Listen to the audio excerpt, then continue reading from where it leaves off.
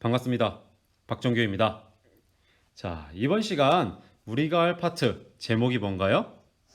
네, 고체의 에너지띠와 전기전도성이라는 파트입니다. 이 파트 지난 시간에 공부했던 파트와 굉장히 연관성이 많은 파트예요. 그럼 지난 시간은 어떤 파트를 했었죠? 맞아요. 바로 원자 속에 있는 전자, 원자 내에 있는 전자의 에너지 준위에 대해 했었습니다. 좀 많은 내용들을 지난 시간에 하다 보니까 전체를 훑어보는 건 어렵겠지만 지난 시간의 핵심은 뭐였어요? 원자 내에 있는 전자의 에너지 준위가 뭐 돼 있다? 양자화 되어 있다.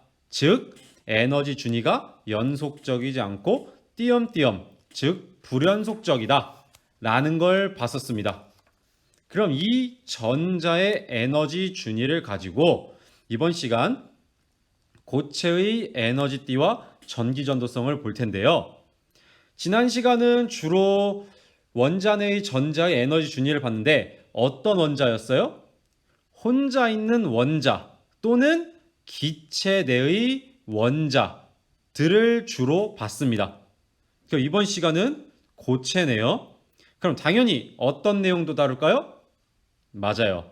혼자 있는 원자 또는 기체를 이루고 있는 원자들과 고체를 이루고 있는 원자들의 에너지 준위 차이에 대해서도 볼 수 있겠죠. 그런데 여기서 제목을 보면 고체의 에너지 준위라고 안 하고 고체의 에너지 띠라고 했습니다.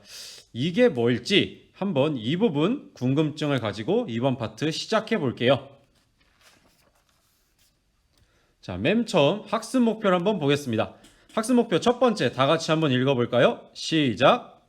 고체의 에너지띠 이론으로 도체, 반도체, 절연체의 차이를 알 수 있다.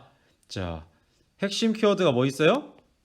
방금 제목에서 한번 언급했던 에너지띠, 또 도체, 반도체, 절연체 이러한 것들의 핵심 키워드다. 2번 여러 가지 고체의 전기전도성을 비교하는 탐구를 설계하고 수행할 수 있다. 자, 원격 수업이다 보니까 교과서에 있는 탐구를 직접적으로 하기는 어려워요. 현실적으로 조금 어렵습니다. 이 원격 수업이다 보니까. 그래서 우리는 이 두 가지 학습 목표 중에서 1번 학습 목표에 좀 많이 초점을 두고서 이번 파트 수업 진행해 보도록 하겠습니다. 자, 그럼 교과서 어디부터냐? 교과서 101쪽부터 한번 시작을 해보도록 할게요. EBS 온라인 클래스에 올려놓은 학습지도 같이 꼭 보기 바랍니다. 자, 그럼 본격적으로 나가볼게요. 학습지 1페이지 첫 번째 등장한 게 바로 뭐죠? 네, 고체의 에너지띠입니다. 이전 파트 전자의 에너지 준위 파트에서 기체의 경우에는 그 에너지 준이라는 말을 썼는데 왜 고체에서는 에너지띠라는 말을 쓸까? 먼저 고체와 기체의 차이에 대해서 먼저 볼게요. 1번 동그라미 기체는 기체를 구성하는 원자 사이의 간격이 매우 어떠해요? 매우 멀죠? 매우 멉니다. 그렇다 보니 다른 원자들이 서로 다른 원자들의 전자의 궤도에 영향을 거의 주지 않는다.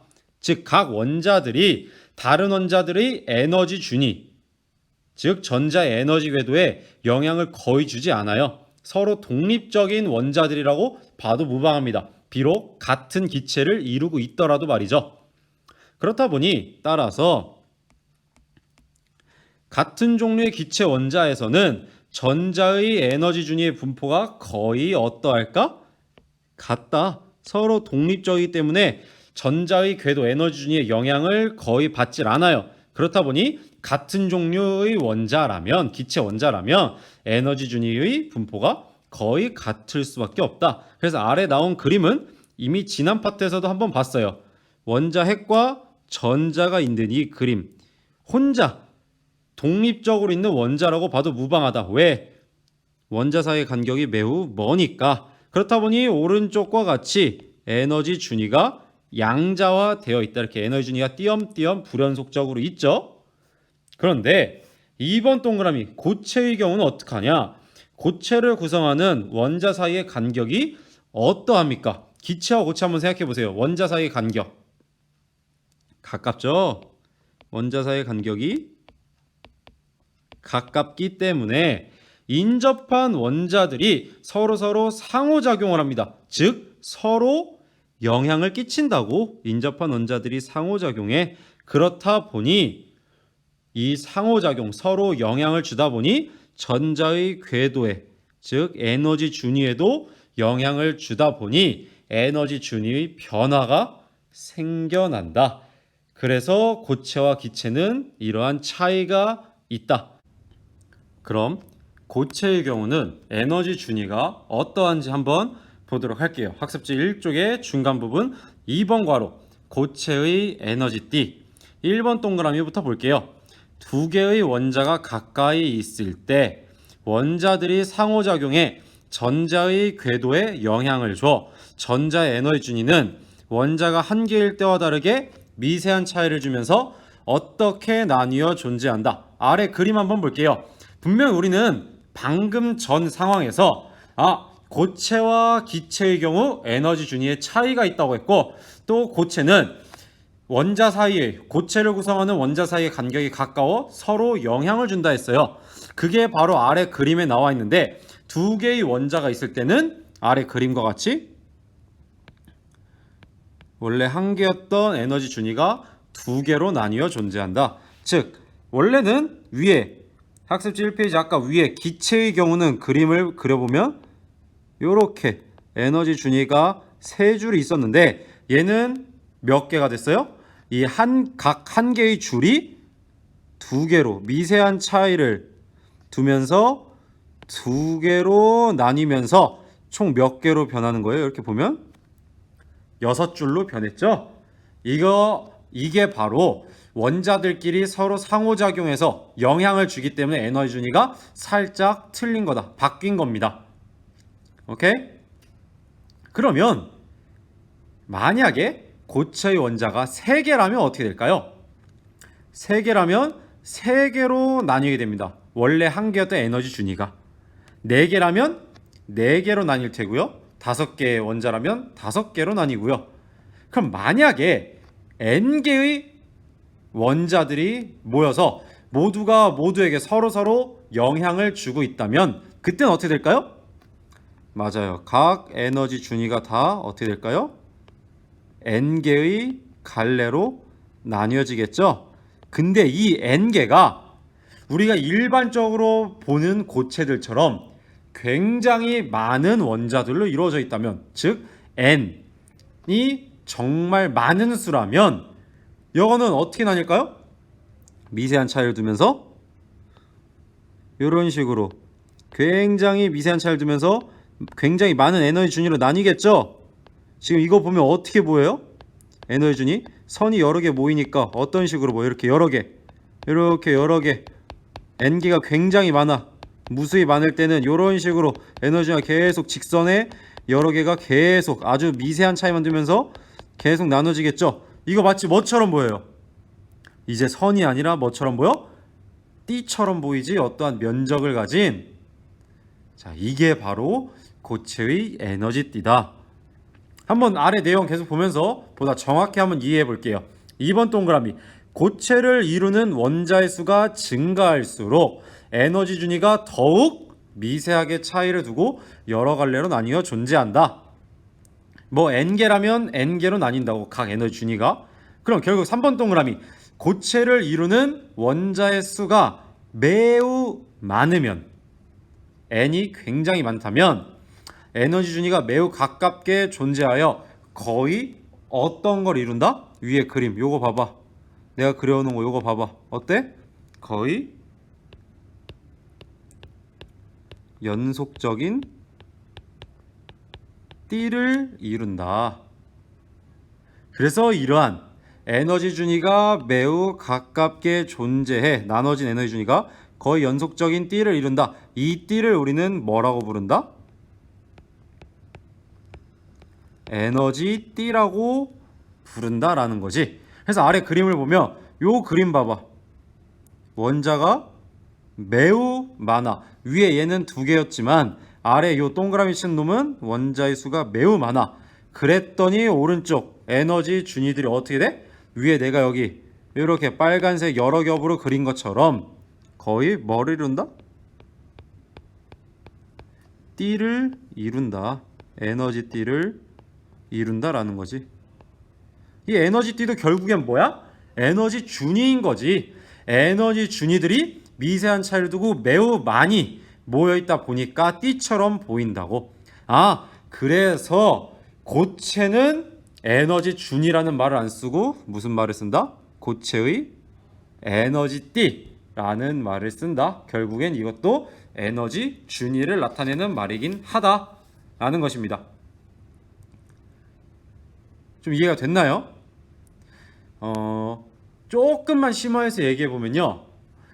이 내용, 이렇게 에너지띠가 형성되는, 이렇게 에너지가, 이거 원자가 두 개가 모였을 때 에너지 준위가 두 개로 갈라진다라는 건 좀 심화해서 얘기해 보면 파울리의 베타 원리로 들어가 봐야 돼요. 하지만 우리는 이번 파트에서 파울리의 베타 원리가 핵심이 아니라 어쨌든 결과적으로 이렇게 매우 많은 원자가 모여서 서로 영향을 주면 에너지 준위가 매우 가깝게 존재해서 에너지 띠를 이룬다. 바로 요게 핵심인 겁니다. 아셨나요? 파울리의 베타 원리는 그냥 조금 그냥 지나가는 말, 잘 몰라도 됩니다. 하지만 참고로 얘기해 준 말이고요. 우리가 여기서 알아둬야 할 핵심은 바로 뭐다? 바로 요 에너지 띠를 이룬다. 고체의 경우는 에너지 준위가 에너지 띠를 이룬다. 아셨나요? 자, 그럼 이제 학습지 2페이지로 넘어가서요. 이 고체의 에너지 띠에 대해서 한번 조금 더 세부적으로 자세하게 알아보도록 할게요. 2번 원작가 띠와 전도 띠. 이제 우리는 띠를 다룹니다. 결국 이 띠도 에너지 준위죠. 에너지 준위의 집합, 모임인 거잖아. 어쨌든 이제 이 띠를 다룬다. 그럼 여러 용어들을 알아야 돼요. 첫 번째, 허용된 띠와 띠 간격. 1번 동그라미, 고체 내의 전자들은 에너지 띠가 있는 영역의 에너지를 가질 수 있을까 없을까? 야, 에너지 띠가 있는 영역이 결국 뭐야? 에너지 준위잖아. 우리 이전 파트 생각해봐. 에너지 준위에 해당하는 그 전자 궤도, 그 에너지 상태, 그 상태를 전자는 그 상태에 있을 수 있어요? 있었죠. 그 궤도, 그 에너지 준위에 있다라는 얘기는 바꿔 말하면 그 에너지를 가질 수 있다는 거지. 즉 에너지띠가 있는 영역의 에너지를 가질 수 있다. 따라서 에너지띠 중 전자가 존재할 수 있는 영역을 바로 우리는 허용된 띠라고 부른다. 허용된 띠. 그래서 아래 그림을 봐봐. 여기 보면은 에너지띠가 몇 개 나와 있어요? 요렇게 에너지띠 두 개가 그려졌네. 이 띠, 에너지띠가 그려져 있는데 여기서 이 두 개는 전자가 있을 수 있는 에너지 준위들의 집합이죠. 즉 요게 바로 뭐라는 거야? 미안, 이거 굳이 이걸 그릴 필요 없었네요. 바로 요 두 개가 허용된 띠라는 거지. 에너지 준위들의 집합 요거니까. 그럼 그 사이는 2번 동그라미 볼게요. 에너지띠가 없는 영역의 에너지. 에너지띠가 없는 영역 어디야? 바로 여길 말하는 거죠. 여기 위에 요 두 개는 에너지띠잖아. 오케이? 에너지띠가 없는 영역의 에너지는 가질 수 있다 없다? 없다. 우리 이전 파트 생각해봐. 에너지 준위와 에너지 준위 사이의 요 에너지는 가질 수 없다고 했지. 결국 에너지띠도 이 에너지 준위들의 집합이라고 그렇게 생각하면 좀 더 간단해질 거야. 그러니 그 사이의 에너지는 전자가 가질 수 없다. 바꿔 말하면 그 사이에 전자는 있을 수 없다. 전자는. 오케이? 그래서 얘는 가질 수 없다. 따라서 여기서 또 어떤 용어가 나오는가? 인접한 허용된 띠 사이의 에너지 간격을 말하며 전자가 존재할 수 없는 영역이다. 이걸 우리 뭐라고 한다? 바로 여기 나온 것처럼 띠 간격이라고 한다. 에너지 띠 사이의 간격을 말한다. 오케이? 네. 그럼 계속해서 또 볼게요. 두 번째로 볼 용어는 뭐냐? 허용된 띠, 띠 간격 이후에 바로 원자가 띠와 전도 띠입니다. 1번 동그라미 원자의 제일 바깥쪽에 해당하는 전자가 차지한 에너지 띠래. 야, 원자의 제일 바깥쪽에 해당하는 전자 뭐예요? 바로 원자가 전자죠. 원자가 전자가 차지하는 에너지 띠, 이걸 뭐라고 하냐? 바로 원자가 띠라고 한다. 그렇다 보니까 아래 그림 볼게요. 앞에 있던 그림을 거의 그대로 다시 가져온 거나 마찬가지인데요. 원자가 띠 있죠. 사실 이 아래에도 또 다른 에너지 띠는 존재합니다. 이런 식으로. 하지만 원자가 전자가 차지하는 에너지 띠, 그걸 바로 원자가 띠라고 한다. 그래서 여기 나와 있는 이 파란색 동그라미들 있죠? 이건 바로 뭐예요? 원자가 전자겠죠? 오케이? 네. 절대온도 0켈빈인 상태에서 고체 내의 전자들은 에너지가 가장 낮은 부분부터 채워간다. 그렇다 보면 우리 원자에 가까운, 원자핵에 가까운, 원자핵에 가까운 안쪽 궤도는 에너지 준위가 어때요? 낮은 상태인데 바깥쪽 궤도 있죠. 바깥쪽 궤도. 여기는 에너지 준위가 어떤 상태야? 높은 상태. 즉 원자가 전자는 그 원자 내에서 에너지 준위가 가장 높겠죠. 그렇다 보니까 원자가 띠는 가장 에너지가 높은 쪽, 에너지 위로 갈수록 커지니까 이 아래에 채워진 띠들보다 더 높은, 가장 높은 곳에 위치해 있다. 원자가 띠는 이 다른 에너지 띠들보다. 오케이? 전자가 존재하는 에너지 띠들보다, 전자가 존재하는 에너지 띠라 했어요. 전자가 없는 거 말고 전자가 존재하는 에너지 띠들 중에서는 가장 위쪽에 있다. 원자가 전자는. 왜? 가장 바깥쪽 궤도에 있는, 즉 원자가 전자들이 차지하기 때문에 가장 바깥쪽 궤도는 에너지 준위가 높잖아. 지난 시간 내용 돌이켜보면. 그러니까 당연히 에너지 준위가 높은 띠겠지. 얘도 어떻게 보면. 자, 2번 동그라미 원자가 띠 위에 있는 에너지 띠 뭐야? 이 원자가 띠 위에 있는 에너지 띠 바로 뭐야? 이 그림 보면 전도띠죠. 전도띠. 네. 3번 동그라미 만약 원자가 띠가 전자로 모두 채워져 있다면 전자는 옮겨갈 빈자리가 없어. 봐봐, 여기 아래 틈이 있어? 원자가 띠 여기 틈이 있어?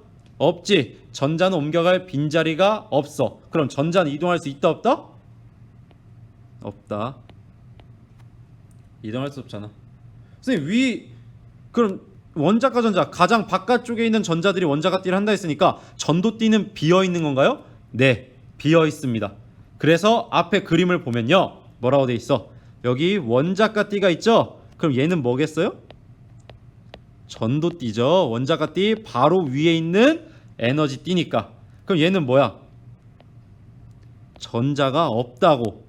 원자가 띠는 전자가 채워져 있다. 어떤 전자? 여기 전자 있잖아. 전자. 어떤 전자? 원자가 전자. 분명 이 아래에도 전자가 채워진 에너지 띠는 있습니다. 이 아래에도. 오케이? 이런 식으로 더 있을 거야. 생략한 거야, 그림에서. 네. 그래서 전도띠에는 전자가 없다. 계속해서 보겠습니다. 4번 동그라미 만약 원자가 띠에 있던 전자가 열에너지나 전기장으로부터 뭐 이상의 에너지를 뭐하면 바로 띠 간격 이상의 에너지를 뭐하면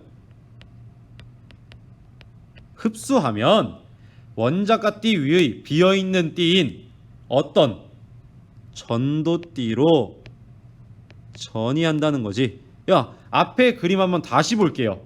앞에 그림. 왜 안 넘어가지? 얘 봐봐.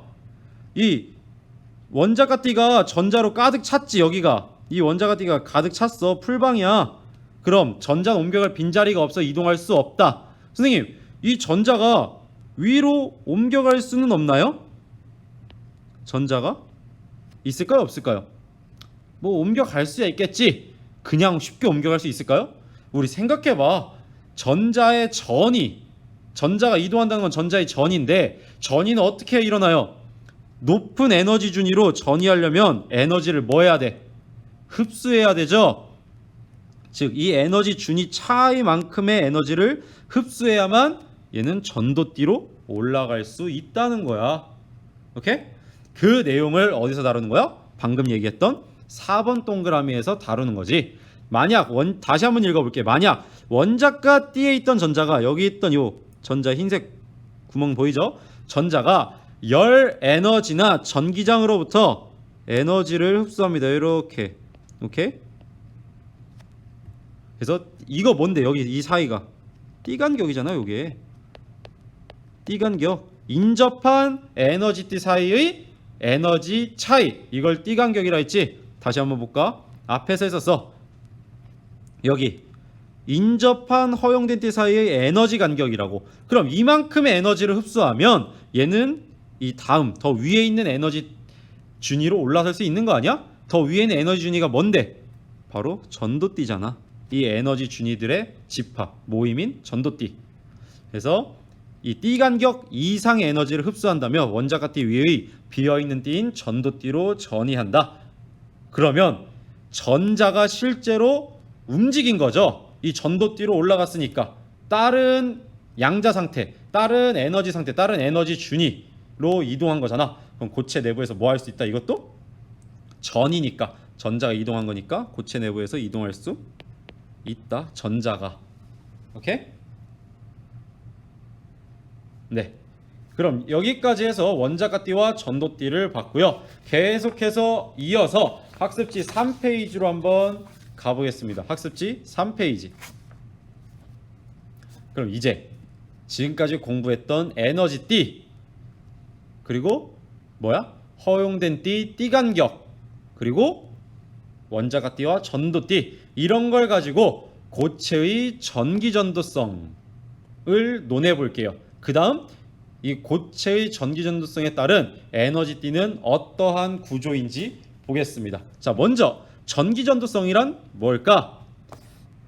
전기가, 전도가 뭐야? 뭔가 전파한다, 남한테 옮긴다, 움직인다, 이런 의미예요. 그럼 전기전도성이란 뭘까? 뭔가 전달된다. 아, 고체 뭐가 흐르는 정도를 전기전도성이라 할까요? 전기가 흐르는 정도, 즉 전류가 흐르는 정도.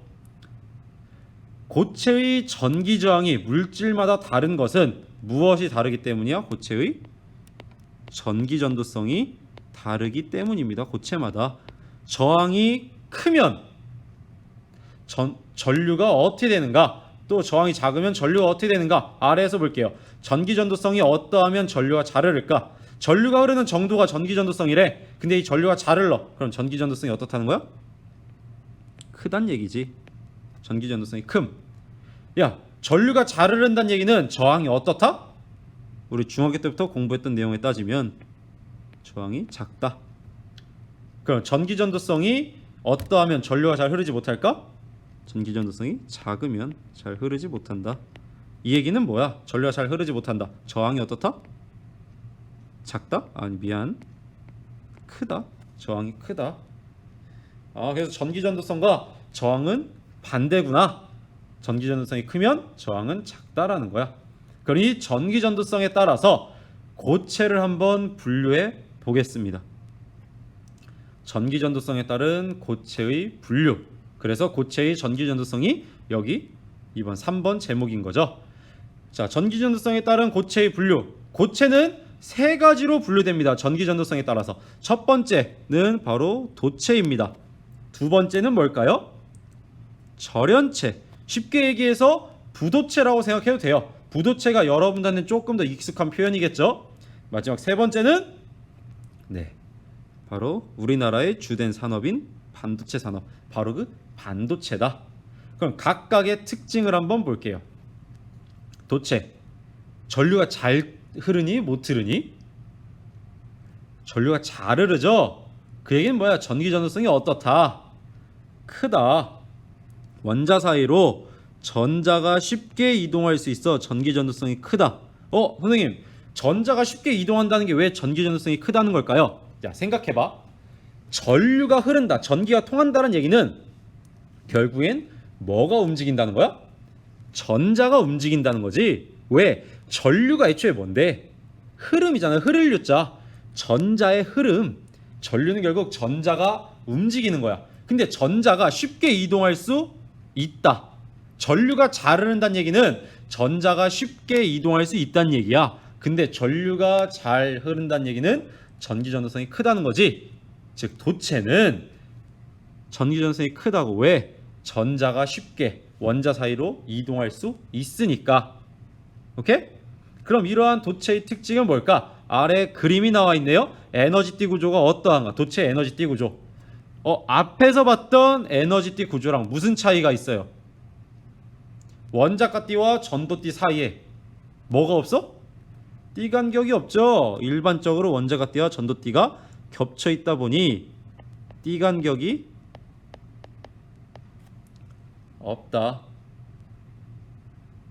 자, 띠 간격이 없단 말은 뭘까요? 아까 말했지. 맨 처음 에너지띠 구조. 앞으로 조금만 가볼까요? 여기서 원자가띠가 가득 차 있는 경우에는 3번 동그라미까지 가볼게. 원자가띠가 전자로 모두 채워져 있으면 전자는 옮겨갈 빈자리가 없어 이동할 수 없다. 이 얘기는 바꿔 말하면 뭐야? 전자가 이동할 수 없다라는 얘기는 전류가 잘 흐른다 못 흐른다? 잘 못 흐른다. 전자가 못 움직이니까. 다만 얘가 전자를 움직일 수 있게 하려면 이런 상황에서 어떻게 해줘야 돼? 바로 띠 간격 이상의 에너지를 흡수해서 전자를 위로 올려주는 거지. 그러면 이 원자과 띠에 전자가 이동할 수 있는 빈 공간이 생겨요 안 생겨요? 이 그림만 보더라도 벌써 2개 생겼죠? 여기로 다른 전자들이 채워질 수도 있지. 전자가 이동하는 거잖아. 또 위에 전도띠가 보자. 얘네는 거의 연속적인 에너지 준위가 이렇게 모여서 가까이 모여서 띠처럼 보이는 거잖아.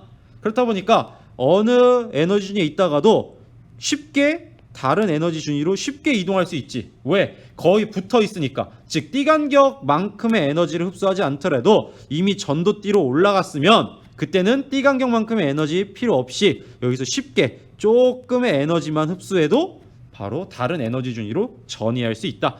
전이할 수 있다. 다른 원자 사이를 이동할 수 있다. 즉 전자가 이동하네 전류가 흐른다라는 거지. 오케이? 그게 바로 근데 고체를 봐봐. 그게 바로라는 말 뺄게요. 고체를 봐봐. 아니 도체를 봐봐. 도체. 원자가띠랑 전도띠 사이에 띠 간격이 없어. 그럼 여기 원자가띠에 있는 이 전자들이 어떻게 돼? 쉽게 이 전도띠 위에 비어있는 에너지 준위로 쉽게 이동할 수 있다고. 전이할 수 있다고. 전자가 쉽게 이동했네? 전자가 이동했다. 뭐야? 전류가 흐른다. 오케이? 에너지띠에 비어있는 부분이 많아. 전도띠에 비어있는 부분이 많아. 전자가 비교적 쉽게 원자 사이를 이동할 수 있다. 조금의 에너지만 흡수하더라도. 세 번째 점. 외부에서 전기장을 걸어주면, 즉 전기장을 걸어줌으로써 에너지를 공급해주면 전자가 고체 내부를 자유롭게 이동할 수 있으므로 자유롭게 이동하네? 전류가 쉽게 흐르네? 전기 전도성이 어떻다? 좋다. 크다. 그래서 대표적인 물질로는 구리나 은이 있다. 이건 참고로 알아두시고요.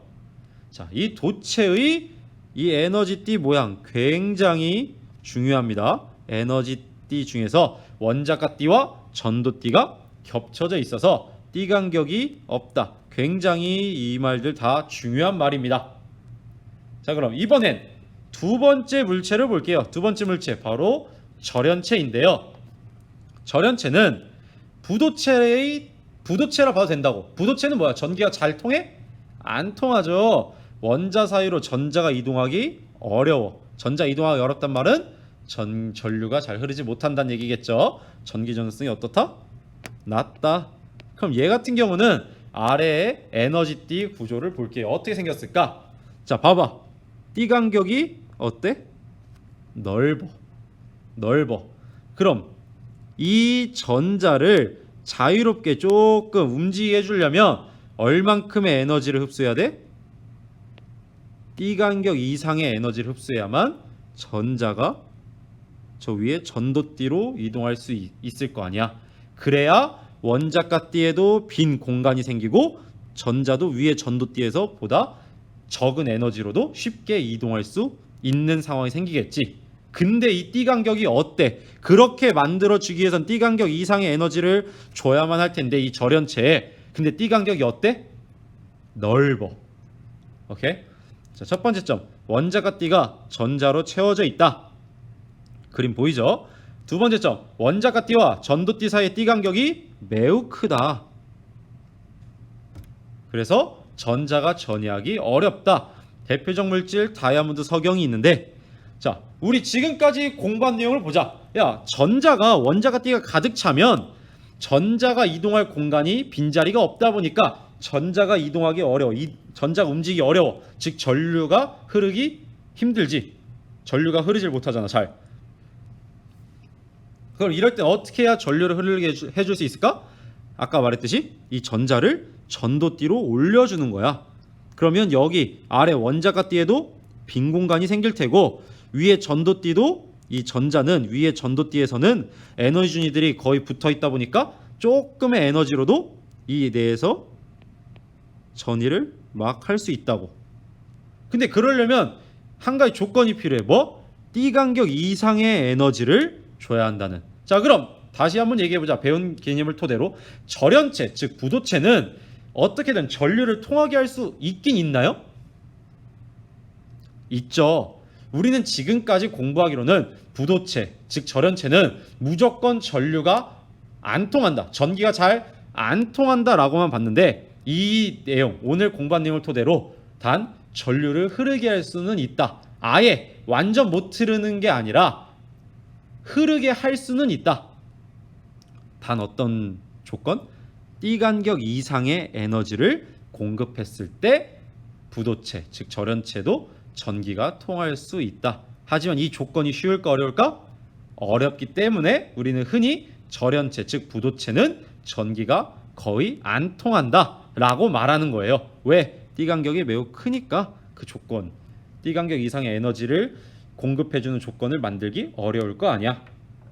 오케이? 그래서 다이아몬드랑 석영이 대표적인 물질이라 했는데 이것도 그냥 알아두시고 여기서 중요한 건 뭐야? 바로 이 에너지띠 구조가 굉장히 중요하다. 또 요 말도 굉장히 중요하다. 그럼 라스트 세 번째 바로 뭘까요? 반도체겠죠? 반도체는 약간 조금 쉽게 말로 표현해 보자면 절반만 도체라는 거야. 절반만 도체 무슨 의미일까? 전기가 잘 통한다. 절반만. 어떤 내용인지 한번 볼게요. 전류가 잘 흐르지 않지만 약간 절연체랑 부도체의 특징이네요. 절연체 또는 부도체의 특징이네. 하지만 어떤 경우에 전류가 흐를 수 있는가? 아까 절연체, 부도체에서도 봤잖아. 어떤 경우? 띠 간격 이상의 에너지를 흡수하면 전류가 흐를 수 있다. 이 물질을 반도체라고 한다. 선생님, 그럼 앞에 절연체, 부도체도 띠 간격 이상의 에너지를 흡수하면 어떻게든 전류를 흐르게 할 수는 있다면서요. 그럼 반도체는 곧 절연체, 부도체인가요? 그건 또 아니에요. 무슨 차이가 있을까? 아래 그림 보세요. 어떤 차이가 있어요? 바로 이 띠 간격이 어때요? 아까 절연체랑 비교해보면 띠 간격이 훨씬 좁죠? 네, 이 차이가 있습니다. 자, 일단 첫 번째 좀 보자. 원자가 띠가 전자로 모두 채워져 있다. 그 얘기는 절연체와의 공통점이기도 합니다. 앞에서 봤던 거. 원자가 띠가 전자로 모두 채워져 있다 라는 거지. 근데 두 번째 좀 보자. 원자가 띠와 전도띠 사이의 띠 간격이 어떠하다? 비교적 작다고, 절연체에 비해. 그렇다 보니 띠 간격 이상의 에너지를 주기가 용이하고, 오케이? 또 이렇게 띠 간격 이상의 에너지를 흡수하면 전자가 어디로 전이해? 전도띠로 전이한다고. 여기 있던 전자가, 미안합니다, 삑사리가 났네요. 여기 있던 전자가 전도띠로 쉽게 전이할 수 있다. 비교적 쉽게. 당연히 도체만큼은 아니겠지. 왜? 도체는 진짜 원자가 띠랑 전도띠가 거의가 아니라 원자가 띠와 전도띠가 겹쳐 있다 보니까 조금만 에너지를 받아도 전도띠로 쉽게 넘어갈 수 있어. 하지만 반도체는 어쨌든 절연체와 마찬가지로 띠 간격 이상의 에너지를 줘야만 한다는 거야. 다만 절연체와의 차이는 그 띠 간격이 비교적 좁다, 작다는 거지.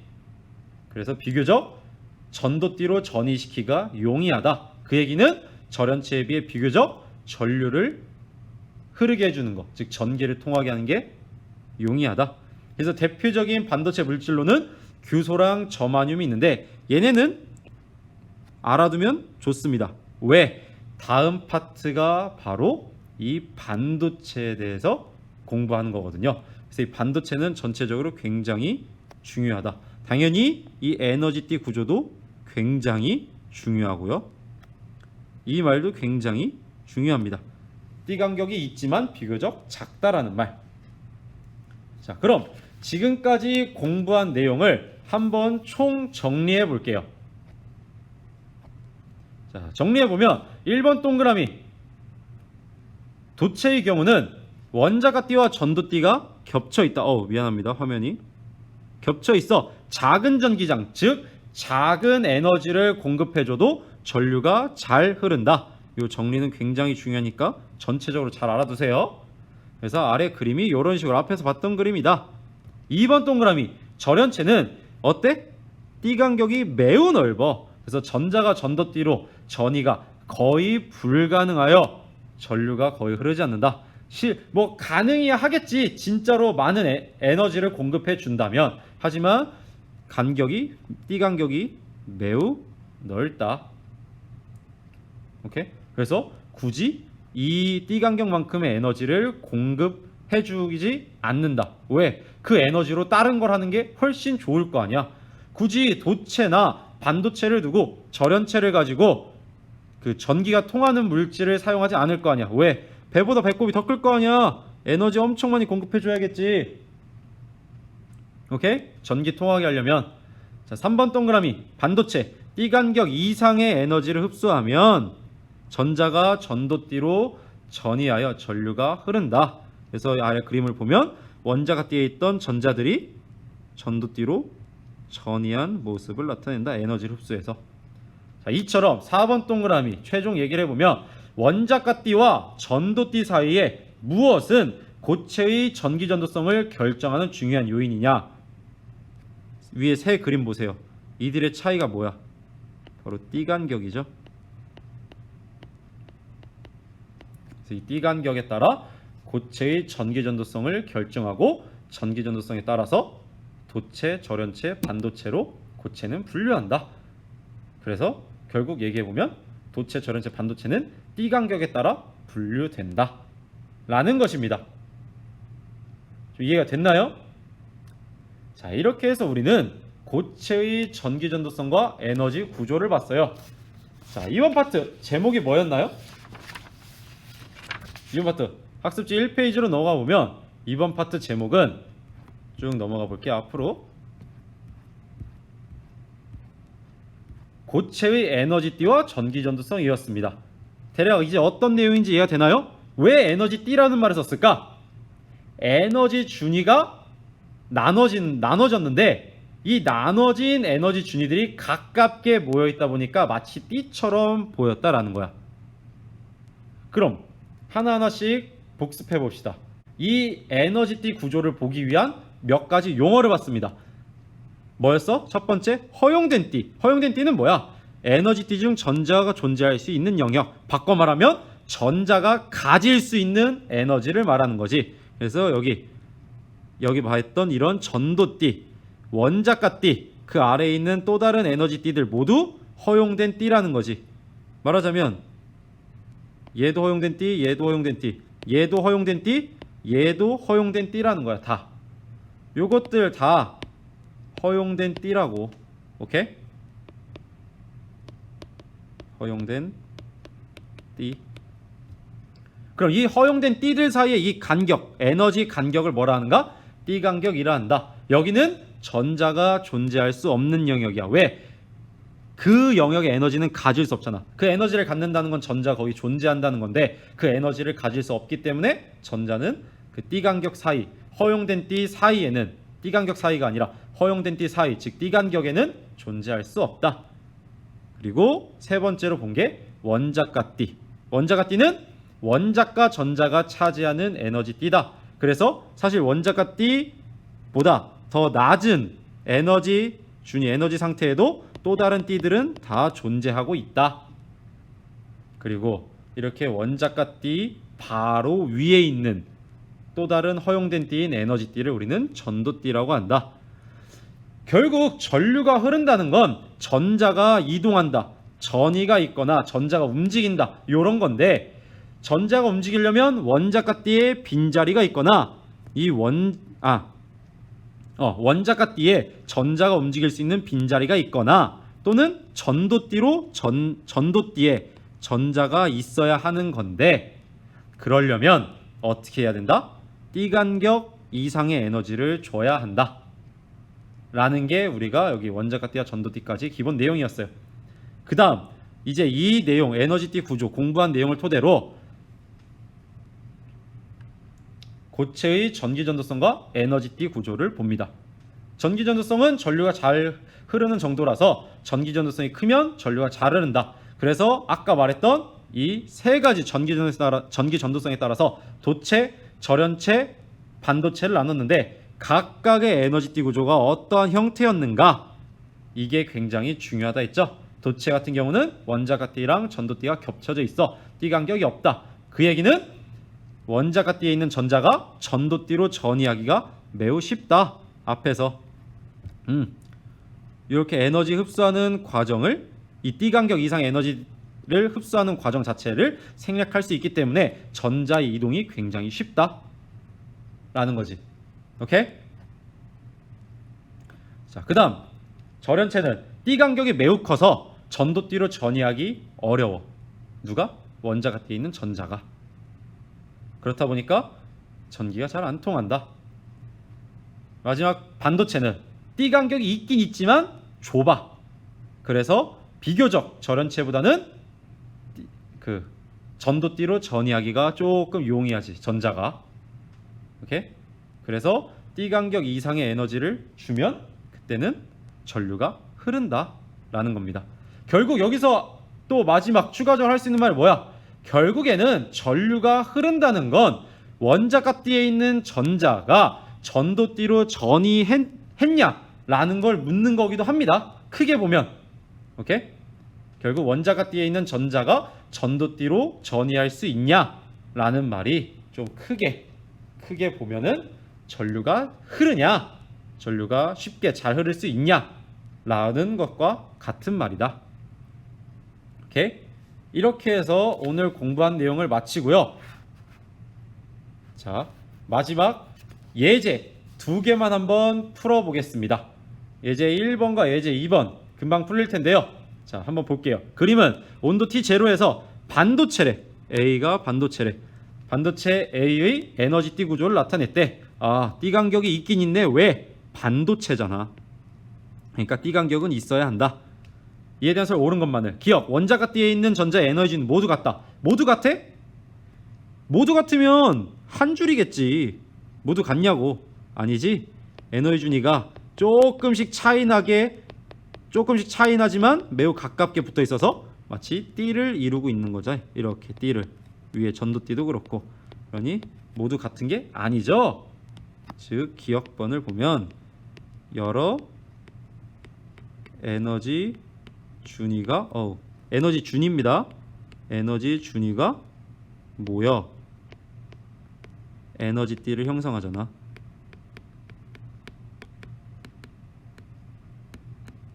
니은 볼게요. 원자과 띠의 전자가 전도띠로 전이할 때 띠 간격에 해당하는 에너지를 방출한다. 야, 원자과 띠의 전자가 전도띠로 전이한대. 어때? 누가 에너지가 더 커요?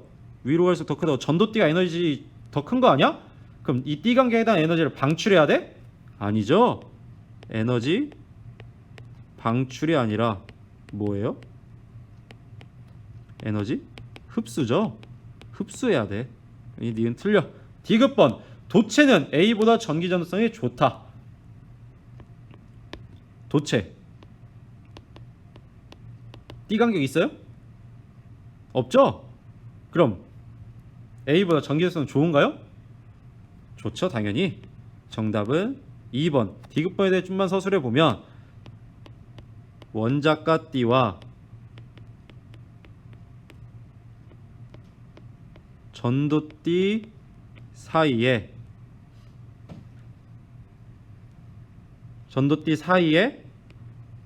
띠 간격이 있다 없다? 없다. 그러니 그 얘기는 바꿔 말하면 뭐겠어? 전자의 전도띠 전이에 전도띠로 전이하는데 띠 간격 이상의 에너지가 필요할까요? 안 할까요? 이 그림 반도체와 달리 띠 간격 이상의 에너지 필요해? 필요 안 하지? 필요 X야. 그 얘기는 뭐야? 결국 전기 전도성이 어떻다? 높다 라는 거지. 오케이? 지금 연습 문제를 풀어주다 보니까 이렇게 자세하게 쓰는 거지, 실제 디귿은 바로 그냥 읽어보면 답 나오는 거겠죠. 네, 이렇게 해서 예제 1은 2번이고요 마지막 예제 2번 풀어보고 끝낼게요. 다음은 고체의 전기 전도성에 대한 실험이다. 가. 도체 또는 절연체인 고체 A, B를 준비한다. A, B. 하나는 도체고 하나는 절연체겠네요. A를 이용하여 실험 장치를 구성한대. 아, 스위치 검류계 1.5V 전지 해놓고 전류를 통하게 해주는 거네. 다. 스위치를 닫아 검류계에 흐르는 전류를 측정해. 라. A를 B로 바꾸어 과정 다를 반복한다. 똑같이 전류를 측정한대. 실험 결과 다에서는 전류가 흐르고 라에서는 전류가 흐르지 않는다. 다에서는 뭘 썼어? A를 쓴 게 다 아니야? 그럼 따라서 A는 뭐야? 전류가 흘렀으니까 도체겠지. 라는 B를 썼지. A를 B로 바꾸어 다를 반복한 게 라니까. 그럼 B에서 전류가 흐르지 않는다. B는 뭐야? 절연체겠지. 전류가 흐르지 않으니까. 만약 이게 1.5V 전지가 아니라 만약에 이 절연체의 띠 간격 이상의 에너지를 공급해 줄 수 있는 전지였다면 라에서도 전류가 흐르긴 흘렀을 거예요. 다만 일상생활 속에서 그런 경우는 거의 없다 봐도 돼. 특정한 실험실 상황 아니면. 그래서 그 일상생활에서 전류가 흐르지 않는다라는 건 사실상 절연체라고 볼 수 있겠지. 또는 띠 간격 이상의 에너지를 공급받지 못한 반도체일 수도 있겠고. 어쨌든 B는 절연체다. 이에 대한 설명으로 옳은 것만 고르래. A는 도체이다. 맞아요? 맞죠? 니은 전기 전도성은 A가 B보다 좋다. 맞죠? 도체가 절연체보다 전기 전도성 좋죠? 왜? 띠 간격 자체가 없잖아. A는. B는 띠 간격이 매우 큰데에 반해서. 디귿번. B는 반도체에 비해 원자과 띠와 전도띠 사이의 띠 간격이 크다. 우리 원자과 띠와 전도띠 사이의 띠 간격, 아까 내가 그림들 정말 중요하다 했지? 그 그림들 통해 보면 띠 간격 뭐가 제일 커요? 절연체가 띠 간격은 제일 커요. 그 다음은 반도체가 띠 간격이 있죠. 비교적 절연체보다 좁긴 하지만 있긴 있습니다. 마지막 뭐야? 도체. 도체는 있어요 없어요? 없어요. 도체도 분명 띠 간격은 있어. 다만 원자과 띠와 전도띠 사이의 띠 간격을 말하는 거야. 앞에 봐봐. 도체도 여기 이 아래에 어떤 또 다른 허용된 띠가 있긴 있을 거라고. 띠 간격은 무조건 있어. 도체든 절연체든 반도체든. 다만 원자과 띠와 전도띠 사이의 띠 간격을 말하는 거야. 이렇게 문제도 원자과 띠와 전도띠 사이의 띠 간격. 그래서 이렇게 된다. 디귿번도 맞다. 정답 몇 번? 5번이 된다. 자, 이번 파트 좀 복습까지 하다 보니까 내용이 좀 길어졌는데요. 여기서 마치도록 하고요. 다음 시간에는 이번 시간에 공부했던 개념들을 토대로 반도체에 대해서 좀 더 자세하게 공부하도록 해볼게요. 긴 시간 다들 고생 많았습니다.